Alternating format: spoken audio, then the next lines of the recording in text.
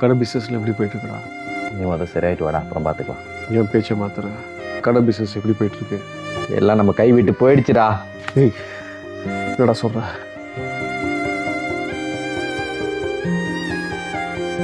உன் அப்பாவும் இதே ஒரு சுச்சுவேஷனில் இருந்திருக்கான் ஆதி. ஆனால் அதை அவன் டீல் பண்ண விதமே வேற. அப்பாவா? எனக்கும் உன் அப்பாவுக்கும் மட்டும் தெரிஞ்ச ஒரு ரகசியத்தை சொல்கிறேன்.